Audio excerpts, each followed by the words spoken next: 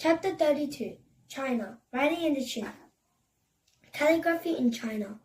The Aryans came to India from Asia. If you were to put your finger on India on your map and then move it up to the north, you'll be in Asia. And if you move your finger right onto the map, you'll go into eastern part of Asia, China. We've already learned about a little bit of the farmers and ancient China, and learned about the pictograms used by the ancient Chinese.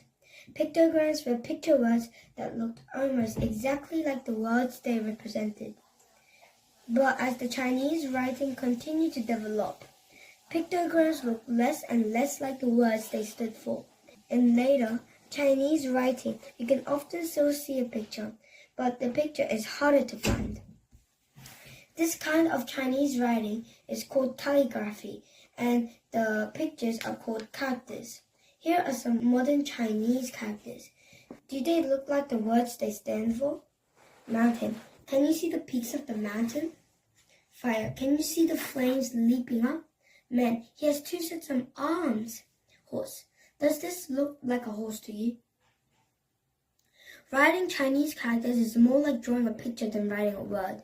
Chinese calligraphers, people who spent many years learning how to write in Chinese, used different kinds of lines to write their characters. They are called these lines the 7 mysteries. The first 3 lines are easy. Horizontal line, dot, vertical line. Can you draw these 3 lines? The next 3 lines that belong to the 7 mysteries are a little more difficult. Downward stroke 1. This is like a mountain slope. Downward stroke 2. This line has a little point at the top. Sweeping downward stroke. This line goes the other way. Can you draw these lines? The very last line is a hook that can be drawn into different ways, like this or like this, like a big L. Chinese calligraphers put these lines together to form Chinese characters. This character for field uses 3 horizontal lines and 3 vertical lines. It represents a farmer's field. Can you see the rows in the field? Here is a character that uses vertical line, a horizontal line, and a downward stroke, and a sweeping downward stroke. Can you guess what it is? It's a tree. The Chinese word for forest is 3 trees, put together like this. Now, let's look at one last character. It uses a horizontal line, a sweeping downward stroke, and a hook. This is the character for woman. It's supposed to look like a mother with a baby on her lap. Do you see anything that looks like a baby? Remember, Chinese characters aren't the same as pictures. Sometimes it's very difficult to see a picture in them. In ancient China, calligraphy was done with a special sharp paintbrush made out of animal hairs. Calligraphers made their own brushes by tying the hairs together into little bundles with a silk thread. Then they glued the hairs into the edge of a tube made out of a tiny piece of bamboo. If the calligrapher wanted to paint very small, thin lines, he made his brush out of mouse hair because the hairs are so little.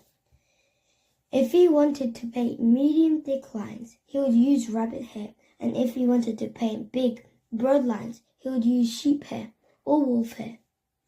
Painting each Chinese character took a long time. Can you imagine writing a whole book this way? Eventually, the Chinese people decided to find a quicker way to write books. They carved their characters into blocks of wood. First, the calligrapher would write the character on the block of wood. Then a craftsman would carve away the wood around the character so that it stood out. Then the calligrapher would coat the raised Chinese character with ink, turn the wood block over, and press it down on a piece of paper.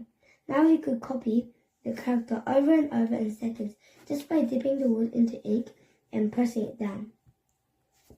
This process is called printing. With printing, books can be made quickly and cheaply. The Chinese were the first Asian people to use printing. The oldest printed book in the world is a Chinese book called the Diamond Sutra. It was printed over 1,000 years ago, but we can still read it today.